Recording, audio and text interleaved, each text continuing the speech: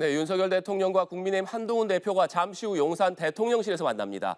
한 대표가 공개 요구한 김건희 여사 관련 3대 요구 사항에 윤석열 대통령이 어떤 답을 내놓을지 주목됩니다. 관련 내용 포함한 정치권 이슈들, 국민의힘 서울 강동갑 당협위원장인 전주혜 전 의원, 강성필 더불어민주당 국민소통위 부위원장과 함께하겠습니다. 어서 오십시오. 네, 반갑습니다. 네, 안녕하십니까. 말씀드린 대로 윤석열 대통령과 한동훈 대표가 잠시 후인 4시 30분에 용산 대통령실을 만납니다. 한 대표가 요구해온 독대가 아니라 정진석 비서실장이 배석하는 3자 면담 형태로 진행이 되는데 의원님 먼저 오늘 4시 30분이라는 시간 그리고 정진석 비서실장이 배석하는 3자 면담이라는 형식 어떤 의미가 담겼다고 보십니까? 뭐 이제 시간과 뭐 형식이 저는 뭐 중요한 것은 아니라고 생각합니다. 뭐 시간이 왜 4시 반이냐 이제 뭐 여기에 대해서도 또 뭐 해석이 분분하고 있습니다만 뭐 면담의 형식에 대해서는 한동훈 대표 측에서도 면담이 뭐 괜찮다 이제 그렇게 얘기를 했기 때문에 뭐 두 분이 그냥 독대를 하든 아니면 또 정진석 비서실장이 또 배석을 하는 것이 그렇게 중요하다고 생각하지는 않습니다. 뭐 가장 이제 중요한 것은 지난 7월 30일에 비공개로 윤 대통령과 또 한동훈 대표가 면담을 했죠. 뭐 그때도 또 정진석 비서실장이 동석을 했습니다만 그래서 한 2달 반 만에 이제 이루어지는 이러한 또 대통령과 당대표의 면담이라는 그런 만남이 굉장히 중요한 것이라는 말씀을 드리고 싶습니다. 이제 그 다음에는 보면 또 시기가 뭐 4시 반 이제 이런 걸 떠나서 사실 이제 조만간 또 윤 대통령이 임기 한 절반을 이제 도는 이제 그런 과정에 있는 것이고 그리고 중요하게 생각하는 뭐 4대 국정 개혁에 또 의료 개혁까지 해서 이제 그러한 여러 가지 현안이 많습니다. 또 국회 상황으로 보면 현재 또 11월에 예정되고 있는 또 민주당의 이재명 당대표의 선거를 앞두고 또 11월에 굉장히 을 앞두고 전운이 도는 그런 상황이거든요. 또 그런 것이기 때문에 또 당은 당대로 굉장히 중요한 또 시점이 아니겠습니까? 그래서 그러한 점에서 이 임기의 절반을 도는 그 윤석열 대통령과 또 11월에 중요한 또 이 일정을 앞두고 있는 좀 국회 차원에서 당정이 여러 가지 공유하고 있는 그런 목표점이랄지 지향점 이러한 것을 서로 확인하고 그리고 좀 더 당정 화합을 통해서 거대 야당에 어떻게 맞서고 또 정부의 개혁을 어떻게 뒷받침할지 사실 이제 그러한 의미에서 오늘 의제의 또 제한이 없다고 좀 하는 마당인 만큼 어떤 시간과 만남의 형식보다는 일단 만남 자체가 그 자체가 굉장히 저는 의미가 크다. 그렇게 생각하고 있습니다. 네, 만남의 의미와 중요성에 대해서 좀 짚어주셨는데 강성필 부위원장께서는 어떻게 보고 계십니까? 그러니까 형식이 내용을 지배한다 이런 말이 있습니다. 그러니까 면담이라는 뜻은 제가 개인적으로 해석을 하기에는 윗사람이 아랫사람의 애로사항에 대해서 좀 청취를 한다? 저는 그런 느낌이고요. 독대라는 것은 동등한 위치에 있는 분들끼리 어떤 현안에 대해서 밀접하게 둘이서 허심탄회하게 내용을 교환한다라는 의미가 있는 것 같습니다. 그래서 이런 면에 있어서는 한동훈 대표가 조금 면담이라는 표현 자체에 좀 아쉬워하지는 않을까라는 생각이 좀 들어보고요. 결국에는 윤석열 대통령과 한동훈 대표께서 두 분께서만 만나는 게 아니라 정진석 비서실장까지 이렇게 배석을 한다는 거는 제가 느끼기에는 윤석열 대통령이 한동훈 대표에게 신뢰가 조금 없는 것은 아닌가. 그러면 어떤 신뢰가 없느냐. 이 면담이 끝나고 나가서 그 내용에 대해서 묻는 언론에 대고 한동훈 대표가 또 본인에게 조금 유리하게 조금 브리핑을 할 수가 있고 소위 말하는 언론 플레이라고 하죠. 이런 거에 대해서 대통령실은 상당히 경계하는 것이 아닌가. 그래서 차후라도 혹여라도 한동훈 대표가 대통령과의 만남에 있어서 내용에 대해서 조금 다른 얘기를 하면 정진석 비서실장이 그것을 좀 제대로 바로잡을 수 있는 그런 여지를 마련하기 위해서 저는 대통령과 한동훈 당대표 그리고 정진석 비서실장이 배석을 한 것이 아닌가 그렇게 느껴집니다. 네, 잠시 후 시작될 면담에서 한동훈 대표가 어떤 얘기를 할 것인가. 재보선 선거 이후에 한동훈 대표가 3대 요구 조건을 내건 바가 있습니다. 김건희 여사의 공식 활동 자제, 대통령실의 인적 쇄신, 그리고 각종 의혹 규명 절차에 대한 협조 등을 얘기를 한 바가 있는데 의원님 아무래도 한동훈 대표가 오늘 면담 자리에서 이 얘기를 할 가능성이 높아 보이고 그렇기 때문에 과연 윤석열 대통령이 어느 정도 수준에서 이것을 수용할 것이냐 여기에도 관심이 쏠립니다. 이 밖에도 오늘 면담 이후에 어떤 결과물들이 좀 받쳐들이라고 보십니까? 뭐 그런 부분에 대해서 굉장히 많이 관심을 가지고 네. 계시고 비추가 주목이 되는 부분입니다. 뭐 세 가지 부분에 대해서 이미 지난주에 이제 한동훈 대표가 또 보궐선거 직후에도 네. 또 뭐 얘기를 했기 때문에 그 부분에 대해서는 또 대통령실에서도 신중하게 검토를 하고 있을 것으로 생각을 하고 있습니다. 뭐 다른 것보다도 이제 11월에 이재명 당대표의 선고가 어떻게 나오느냐. 예를 들어서 당선 무효형의 이제 선고가 나온다고 하면 그러면 이제 민주당에서는 계속 오히려 더 세게 대통령 탄핵이랄지 아니면 김건희 여사 특검 이런 것을 더 세게 밀어붙일 수 있는 그런 상황에서 자꾸만 이제 김건희 여사에 대한 이슈가 계속 된다고 하면 그러면 이게 또 이재명 대표에 대한 이슈가 오히려 잦아들면서 오히려 이제 언론의 포커싱이 김건희 여사에게 주목될 수 있는 그런 상황이기 때문에 네. 그러한 면에서도 지금 현재 얘기되고 있는 그 민주당의 기승전 김건희 여사로 그렇게 모든 전략이나 또 메시지를 내고 있기 때문에 거기에 대한 대비는 필요합니다. 그래서 네. 이 부분에 대해서는 뭐 오늘 충분히 또 논의나 어떤 그런 또 이야기가 오고 갈 것으로 생각을 합니다. 다만 오늘 꼭 그 뭐 답이 있어야 되느냐. 이제 사실 그런 걸 궁금해하시는 분들이 있습니다만 이것이 또 어떠한 면이 있냐면 예를 들어서 대통령실의 그러면 인사 지금 뭐 그게 한동훈 대표가 요구를 했습니다만 요구사항 중에 있죠. 그런데 지금 국감 또 운영위가 또 11월에 네. 또 있을 예정이기 때문에 그런 국감을 앞두고 사실 이런 어떤 인적 개편을 하는 것이 사실 쉽지는 않습니다. 그래서 시기적으로 봤을 때 여러 가지 부분에 대해서 또 충분히 경청을 하겠습니다만 그러한 면에서 뭐 오늘 어떠한 딱 방침을 그렇게 정해서 결론을 내리기는 그거는 좀 시기상조의 면이 좀 있고요.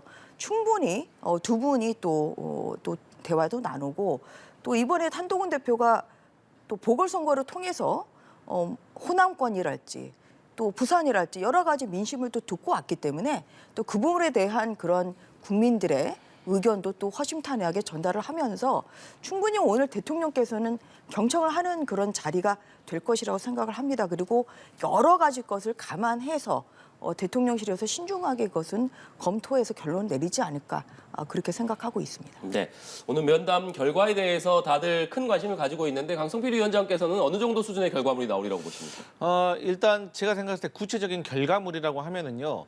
일단 제2 부속실 설치가 저희 민주당이 봤을 때 가장 큰 성과물로 표현되지 않을까 그렇게 예상을 해봅니다. 일단 인적 쇄신 같은 경우는 이미 대통령 라인이다라고 다 얘기를 해버렸기 때문에 더 이상의 뭐 답을 줄 게 없습니다.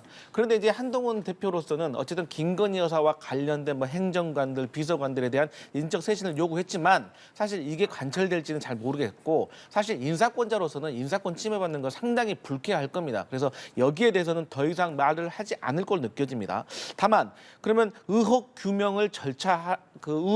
규명하는 절차가 필요하다.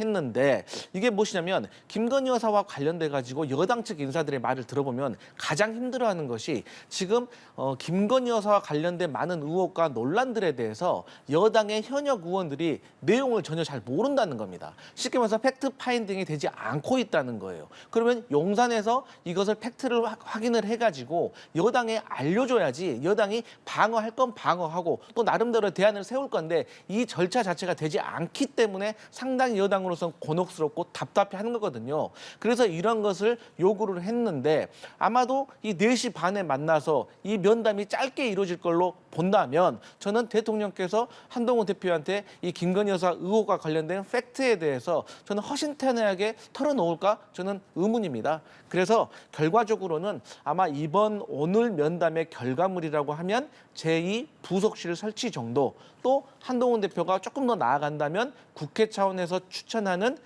특별감찰관을 좀 받아야 된다. 이 정도 얘기가 나오지 않을까 싶습니다. 네.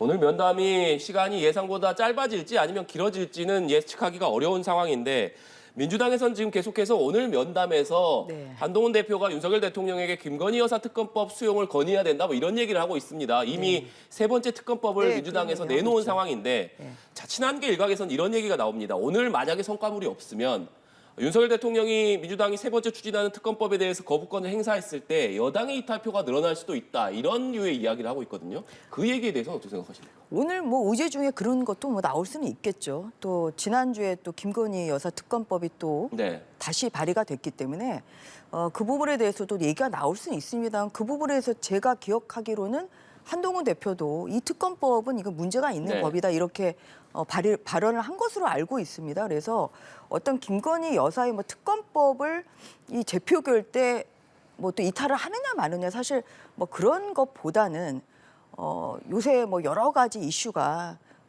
민주당에서는 기승전 김건희 여사이기 때문에 사실 이제 여러 가지 면에서 뭐 그런 것에 꼭 그렇게 그 야당의 공세에 네. 뭐 대응 뭐 꼭 그렇게 맞대응할 필요는 없겠습니다만 그거와 관련된 아무튼 민심이라는 것은 충분히 대통령께서도 경청할 필요가 저는 있다고 생각합니다. 그리고 오늘 모든 이슈가 이제 여러 가지가 있을 수 있는데 저는 물론 김건희 여사와 관련한 그런 3대 그 건의한 이런 것도 굉장히 중요합니다만 저는 또 그만큼 또 중요한 건 사실 지금 의정 갈등이 계속 지속되고 있기 때문에 지금 그 한동훈 대표가 그 또 제안을 한 그런 여야 의정 협의체 사실 이것이 지금 현재 추진이 잘 안 되고 있거든요.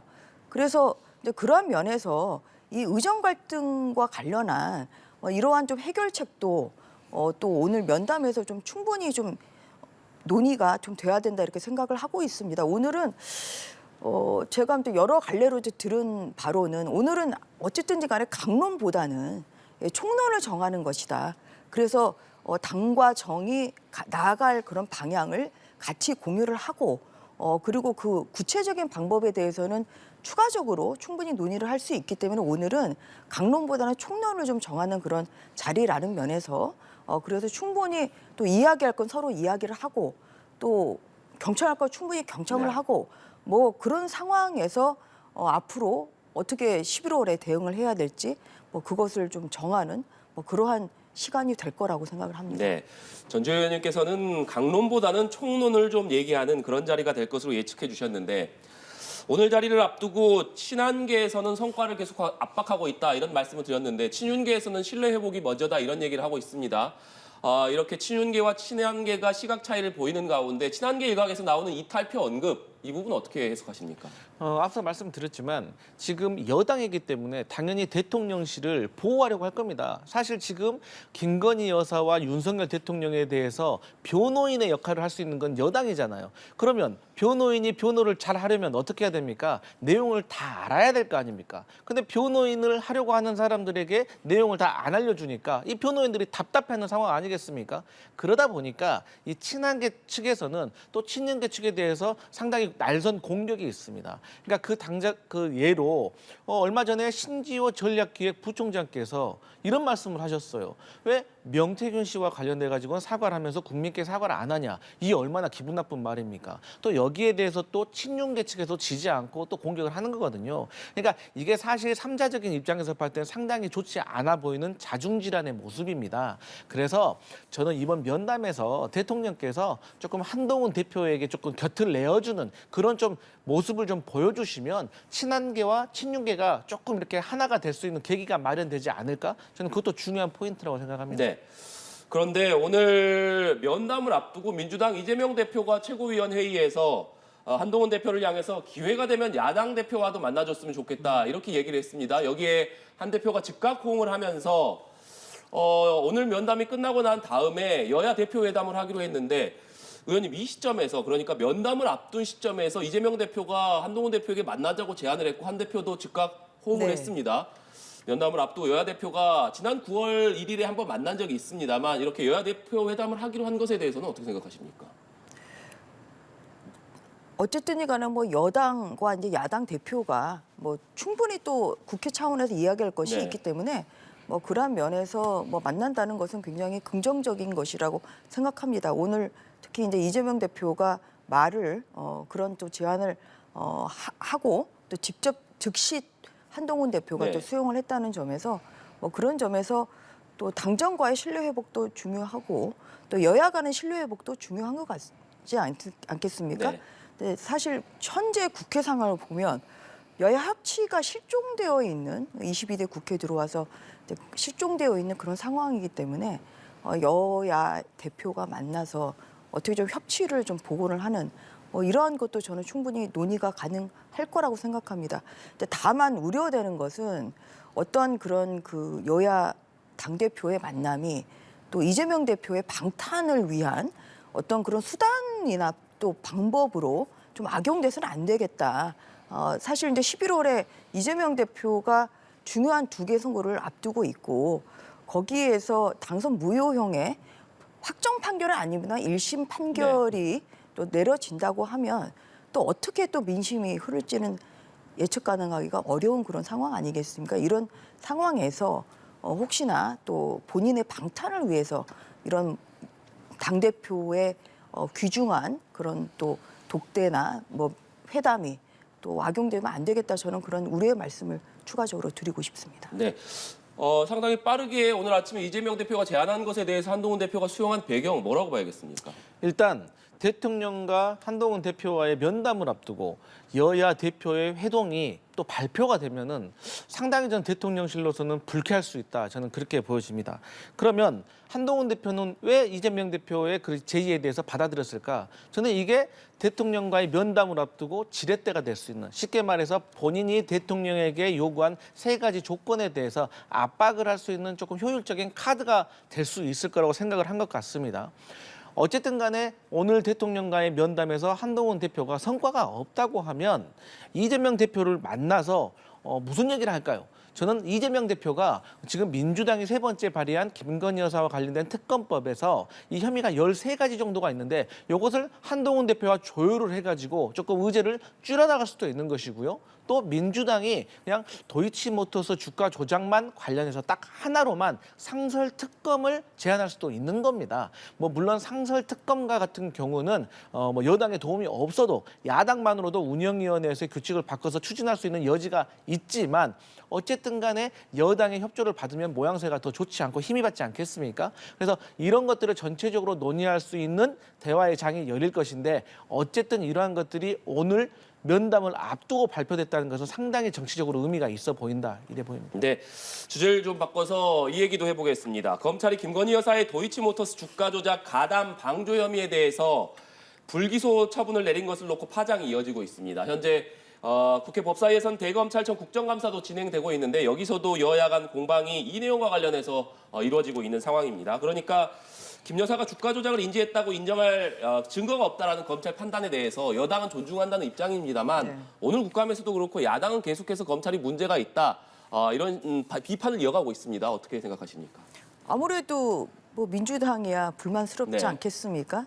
그래서 이렇게 또 오늘 법사위에 오늘 대검 국감에서 이런 공세를 계속 좀 압박을 하고 있는 네. 것이고 또 오늘 김건희 여사와 또 최은순 그 여사에 대한 동행 명령장까지 지금 발부가 돼서 또 현장에 또 민주당 의원까지 가 있더라고요. 좀 뭐 그런 상황입니다만 증거를 이제 없다는 그런 검찰의 이제 수사 결과에 대해서 민주당이 이제 내놓는 그런 반응은 저는 뭐 민주당은 당연히 그런 말을 할 수밖에 없는 상황 아닌가.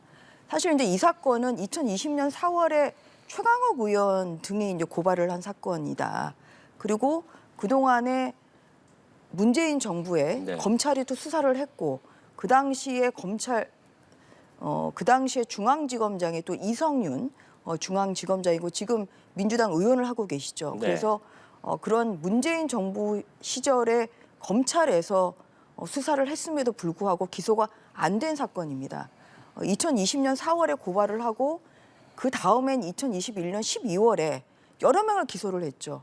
그러면은 거기에서 뭔가 혐의점이 뚜렷했다고 하면 그러면 김건희 여사도 당연히 기소가 됐어야 마땅한데 문재인 정부에서 밝혀내지 못한 그러한 수사 결론을 너무 이제 오래 끌다 보니까 4년 6개월 만에 이제 혐의 없음 처분을 좀 내린 것에 대해서 거기에 대해서 민주당이 저는 반발을 하는 것은 이것은 좀 적반하장식이라는 생각을 하고 있습니다. 그래서 이러한 면에서 지금 또 항고를 좀 하고 있고 오늘 심우정 대검 검찰총장도 항고 사건에 대해서는 본인의 그 지휘권이 있다고 네. 얘기를 하고 있기 때문에 잡동여식의 이런 뭐 믿지 못하겠다. 사실 이것은 검찰의 정치적 중립성과 공정성을 굉장히 침탈하는 발언이기 때문에 저는 민주당이 기록을 보지도 않은 상태에서 그러한 이야기를 먼저 꺼낸다는 것은 이것은 자제를 해야 되는 그런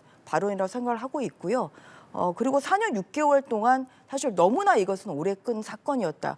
오히려 1심에서 그 방조범이죠. 이 이제 통장을 빌려준 네. 1심에서 손모 씨가 무죄 판결을 받았을 때 오히려 그때 좀 혐의 없음 처분을 했다고 하면 오히려 검찰에 지금 던져지는 이러한 비판은 좀 덜했지 않을까. 이런 면에서 너무나 이것은 좀 우유부단한 그런 검찰의 면이 좀 있다는 말씀을 드리고 싶고요. 그리고 항고를 한 만큼 어떤 그런 그 결론을 정하지 말고 또 좀 항고 결과를 좀 지켜보는 그러한 저는 시간이 좀 필요한 것 같다. 이렇게 생각하고 있습니다. 네. 잠시 말씀을 해주셨는데 오늘 법사위에서 증인으로 불출석한 김건희 여사에 대해서 야당 주도로 동행 명령장이 네. 발부되기도 했습니다. 네. 법사위원으로도 활동을 하셨기 때문에 이 김건희 여사에 대한 동행 명령장 발부 이것에 대해서는 좀 어떻게 보셨습니까? 보여주기식 아니겠습니까? 왜냐하면은 법사위라는 것이 저는 4년 동안 법사위 국감을 하면서 네. 한 번도 증인 채택이 된 적이 없습니다. 왜냐하면 그 법률상 수사 중인 사건에 대해서는 이것은 증언을 거부할 수 있는 권한이 있기 때문에 그런 것 때문에 수사나 재판 중인 사건에 대해서는 다 증인 채택이 안 됐던 것입니다. 그런데 지금 이 동행 명령장이 발부된 이 사건도 결국은 수사 중인 사건 아닌가요?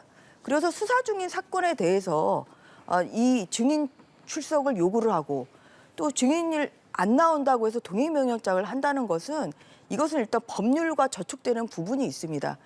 그래서 나온다고 한들 본인의 그런 사건이 계속 지금 항고 중이기 때문에 진술을 거부할 수 있는 적법한 권한이 있는 것이고요. 그럼에도 불구하고 현직 지금 영부인에 대해서 이렇게 국감장에서 그동안의 전례도 없는 동행 명령장까지 발부한 것은 결국은 민주당의 보여주기식이고 아까 말씀드린 기승전 김건희 여사 이 목표는 이재명 대표의 11월에 어떤 그런 안 좋은 결과에 대비한 방탄용이라는 그런 생각이 듭니다. 이런 면에서 정상적인 상식에 반하는 이런 국감, 특히 법사위에서의 증인 채택이랄지 동행명령장 이런 것은 법과 상식에 기초한 부분에 대해서 이루어져야 된다 그런 말씀을 드리고 싶습니다. 네, 강성필 부위원장님. 그러니까 김건희 여사와 관련돼서 4년 6개월 동안 압수수색이 한 번 없었습니다. 그런데 얼마 전에 그 검찰의 레드팀 수사 발표할 때 압수수색을 한 번 했다고 말했다가 망신나간 거 아니겠습니까? 그리고 저는 이런 생각을 합니다. 검찰이 직접 증거가 없어서 기소를 못한다라고 하는데 저희 민주당이 생각하기에는 많은 간접적인 증거들이 있습니다. 그리고 우리 전지혜 의원님께서 과거에 판사를 하셨기 때문에 잘 아시겠지만 이 기소라는 거는요. 이 혐의자와 검찰이 봤을 때 서로 잘못이 있다 없다 이렇게 의견이 대립이 되면 일단 기소를 해가지고 이 판사 앞에서 재판을 받는 겁니다. 그래서 유죄인지 무죄인지 가려내면 되는 겁니다. 저희 민주당은 김건희 여사를 처벌하자는 게 아닙니다. 다만 의심이 가니 조사받고 또 이게 의혹이 커지면 기소받고 재판을 받으라는 겁니다. 근데 그것조차를 안 하겠다고 하기 때문에 지금 많은 국민들이 화가 난 것이 아닌가 싶고요. 어쨌든 이재명 대표와의 11월 그 선고하고 이 김건희 여사 관계는 전혀 상관이 없습니다. 그러니까 지금 대통령과의 어떤 낮은 지지율 때문에 이걸 이용해서 탄핵을 하려는 거 아니냐라고 하는데 저희 민주당은 공식적으로 탄핵을 주장한 적이 없고 이재명 대표의 사법 리스크는 법정에서 가려질 일이다. 이런 말씀 드리겠습니다. 네. 한 가지만 더 첨언을 네. 하면 제가 20년 넘게 판사상을 했습니다만 의심만 가지고 기소할 수는 없습니다. 검사로서도 유죄 확신이 들었을 때 기소를 하는 것이고요. 그래서 오히려 의심이 드니까 법정에서 가려라. 제가 지금까지 재판했던 형사사건 중에서 그런 사건은 없었고 의심만 가지고 기소하는 것은 오히려 검찰의 기소권 남용이다. 이런 말씀을 드리고 싶습니다. 네, 오늘 두 분 말씀 여기까지 듣겠습니다. 지금까지 국민의힘 서울 강동갑 당협위원장인 전주혜 전 의원, 강성필 더불어민주당 국민소통위 부위원장과 얘기 나눠봤습니다. 오늘 말씀 고맙습니다.